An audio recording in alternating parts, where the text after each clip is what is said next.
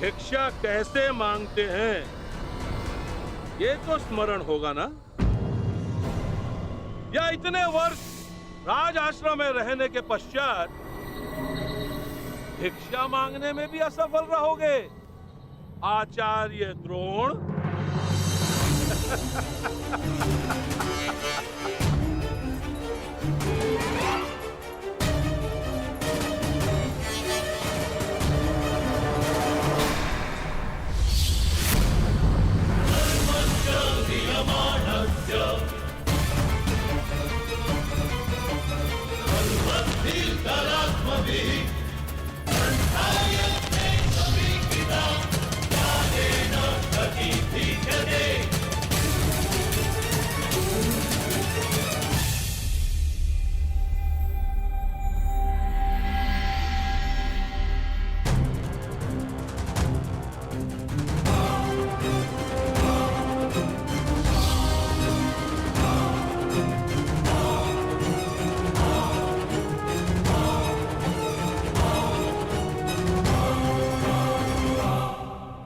असफल तुम्हें होना है द्रुपद।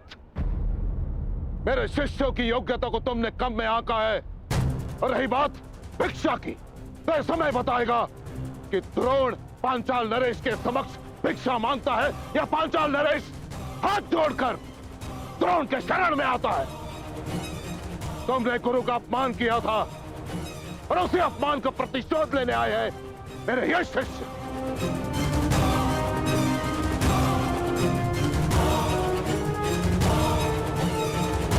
तो तुम्हारे तुनीर में अब भी एक बाण शेष है। एक नहीं द्रुपद, 5।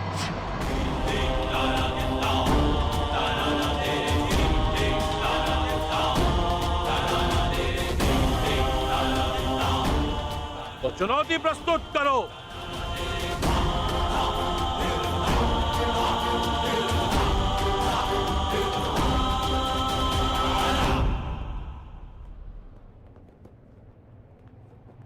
विजय बाबा, मुझे मेरी गुरु दक्षिणा प्रदान करो।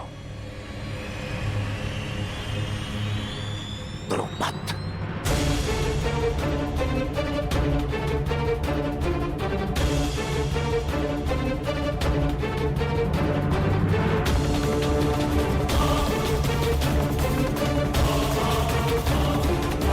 आप इस युद्ध में भाग नहीं लेंगे। मूर्खता मत करो कर्ण।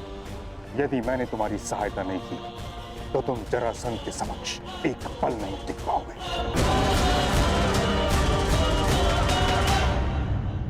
कदाचित महामहिम भूल रहे हैं कि उन्होंने क्या कहा था कि हस्तिनापुर की सुरक्षा उनका पहला उद्देश्य है। आपके धनुष से छूटा एक बाण हस्तिनापुर को महायुद्ध की अग्नि में झुलसा देगा। इसलिए आप इस युद्ध में सम्मिलित नहीं हो सकते।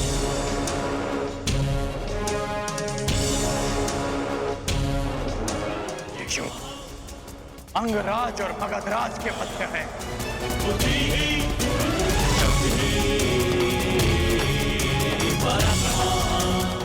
अंगराज कर्ण युद्ध के लिए प्रस्तुत है। मगधराज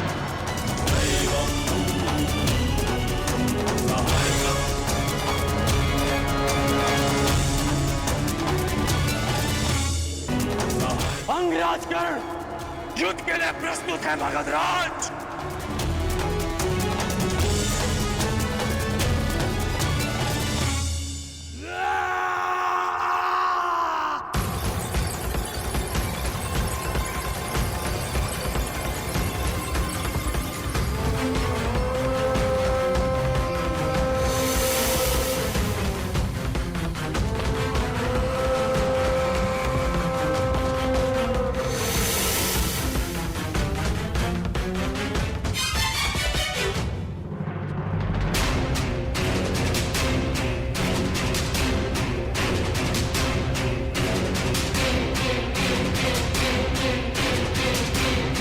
युद्ध के लिए अपना शस्त्र चुन लो अंगराज।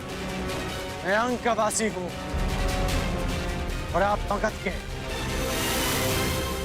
इस नाते आप हमारे अतिथि हुए। इसलिए मैं आपको अवसर देता हूं कि जिस विद्या में आप निपुण हैं उसका प्रयोग आप कर सकते हैं। तुम्हारी दृष्टि में मैं अतिथि हूं, किंतु मेरी दृष्टि में तुम शत्रु होकर, और जरासंध अपने शत्रु के सबसे प्रबल पक्ष को ध्वंस करने में विश्वास रखता है। सुना है धनुर्धारी हो तुम, मैं धनुष से ही तुम्हें ललकारूंगा।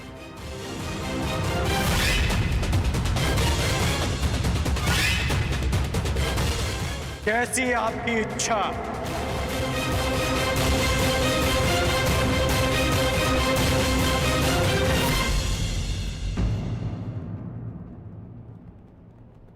रथ प्रस्तुत है अंगराज।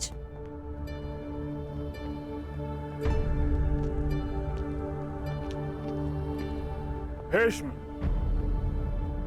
ललकारा अंगराज ने, किंतु संधि हस्तिनापुर ने भंग की है।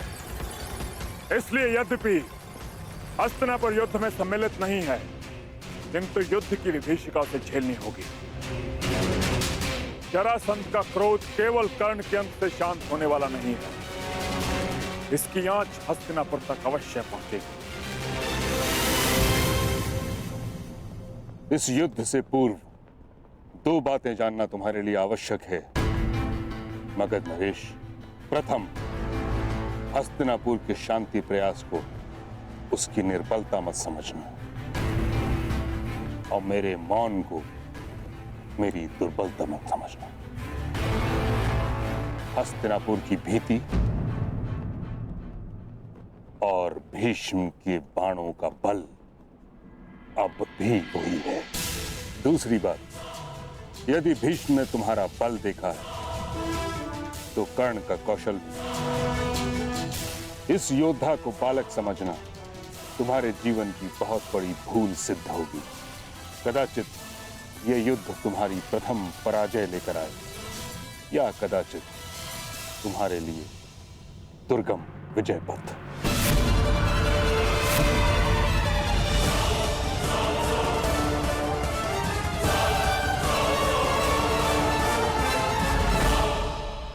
कर्ण, यह कहने की आवश्यकता नहीं कि तुमने संसार के सबसे भीषण प्रतिद्वंदी को ललकारा है।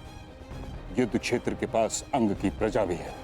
विध्वंसक अस्त्र का प्रयोग उनको संकट में डाल सकता है जिनके लिए तुम युद्ध करने जा रहे हो। जरासंध की शक्ति उसकी आक्रामकता में है। उसे अवसर मत देना कि वो तुम पर वार कर सके। प्रारंभ से ही मुझे मगध नरेश को पीछे हटाना है। पहले उनकी युद्ध नीति को समझना है और फिर उसे चूर चूर करना है।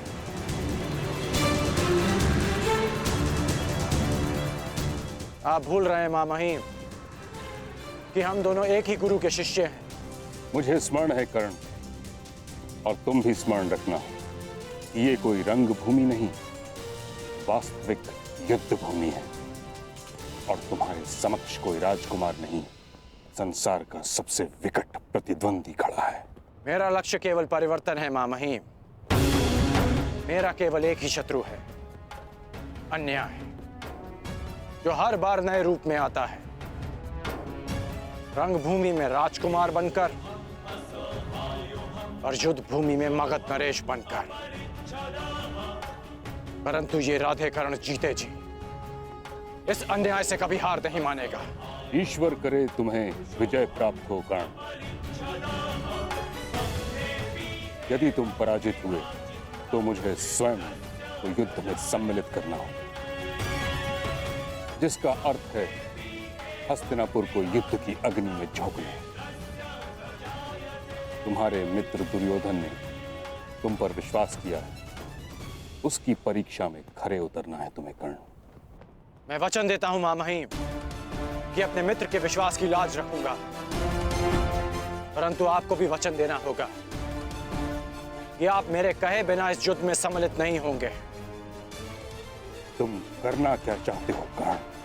ये युद्ध केवल अंगराज और मगध नरेश के मध्य नहीं, ये युद्ध अंग की प्रजा का, उनके भीतर छिपे भय से भी है। और भय के अंधकार में सोई अंक की प्रजा को मैं जगाना चाहता हूं। इसलिए आपसे वचन चाहिए कि जब तक मैं ना कहूं आप अपना धनुष नहीं उठाएंगे। मेरा आशीष है कर्ण, विजयी वही हो जो अधिक श्रेष्ठ हो।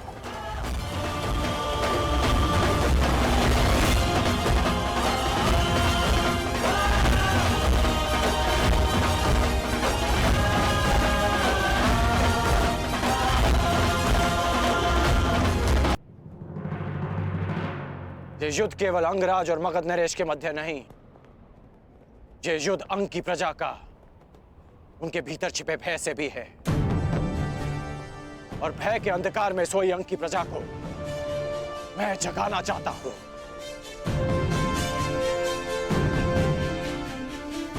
इसलिए आपसे वचन चाहिए कि जब तक मैं ना कहूं आप अपना धनुष नहीं उठाएंगे। मेरा आशीष है कर्ण, विजयी वही हो जो अधिक श्रेष्ठ हो।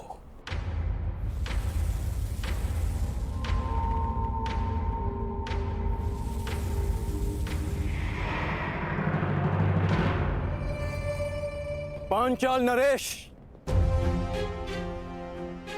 प्रणाम स्वीकार करें।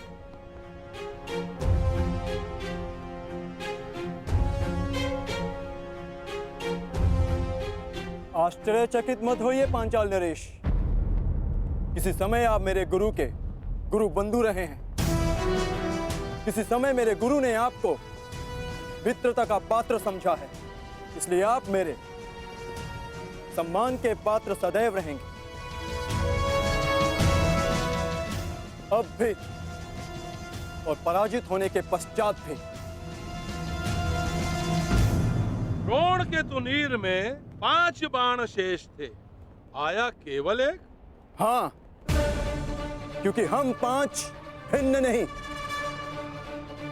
एक हैं, एक मुट्ठी जिसकी प्रत्येक उंगली में समान शक्ति है।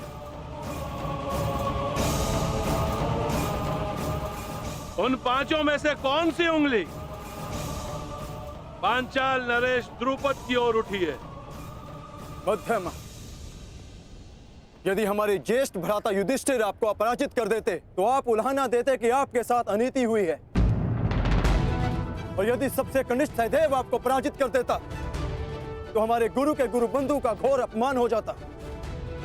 इसलिए हम 5 में से मध्य क्रम का पुत्र आपको युद्ध की चुनौती देता है।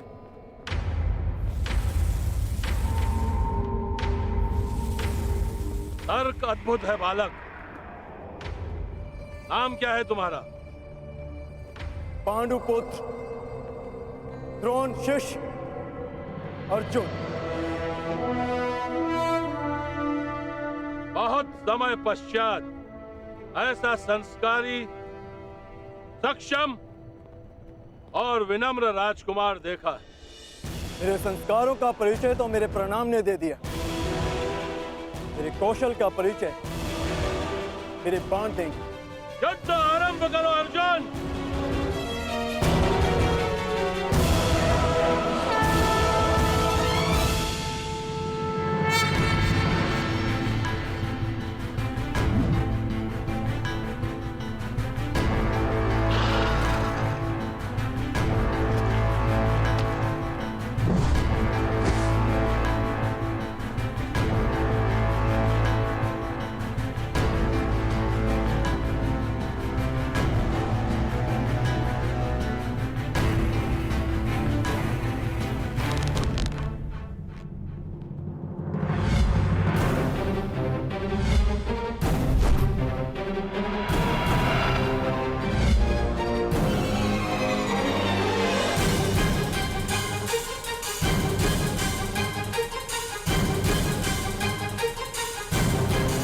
बस एक महाअस्त्र और इस बालक की ललकार के साथ साथ अंग की हराशा भी समाप्त।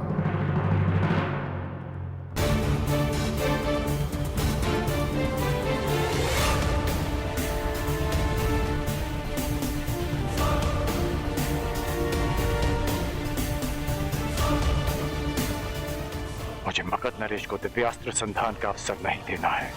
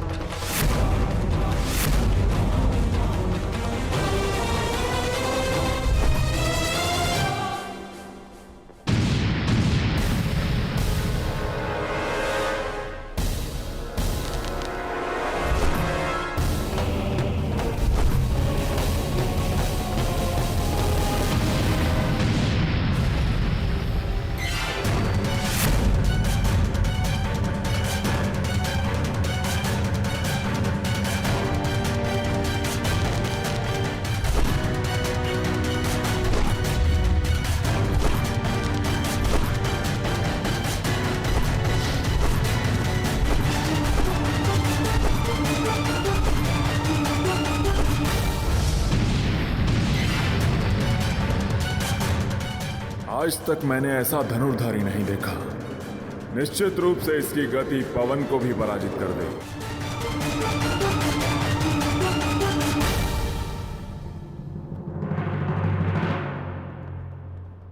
धन्यवाद महामहिम, आप कर्ण के साथ हैं। मैं केवल धर्म के साथ हूं। स्पष्ट रूप से कहूं तो हस्तिनापुर के साथ हूं। यही तो आश्चर्य है महामहिम, कि ये धर्म केवल हस्तिनापुर के विशाल महलों तक क्यों रहता है? ये धर्म कभी चलकर हम सूतों की कुटिया तक क्यों नहीं आता?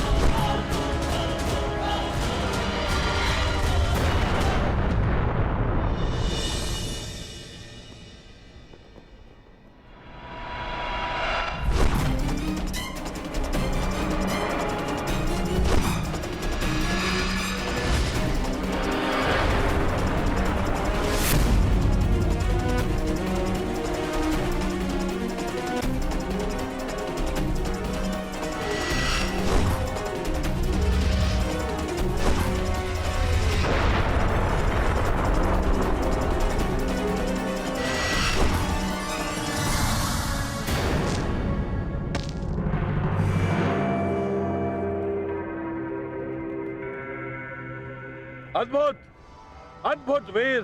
जीवन में प्रथम बार ऐसा हुआ है कि कोई धनुर्धर पांचाल नरेश द्रुपद के हाथों से उसका धनुष गिरा सका। अब बार बार इस अनुभव के लिए तैयार रहें पांचाल नरेश।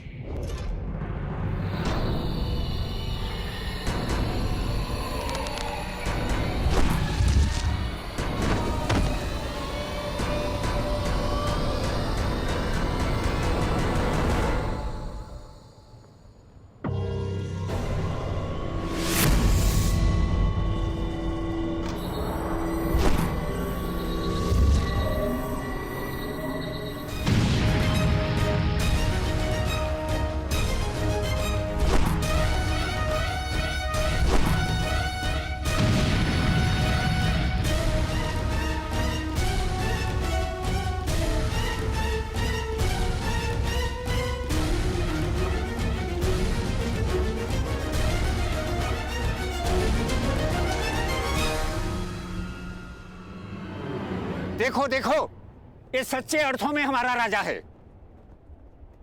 हमारे लिए, प्रजा के लिए, अंग देश के लिए जरासंध से युद्ध कर रहा है। देखो, इन्हें इस प्रकार बाहर नहीं आना चाहिए। जरासंध इनका प्रयोग करेगा। अब अवसर आ गया है कर्ण, जिनके लिए तुम मुझे पराजित करना चाहते हो। अब यही लोग तुम्हारी पराजय का कारण बनेंगे।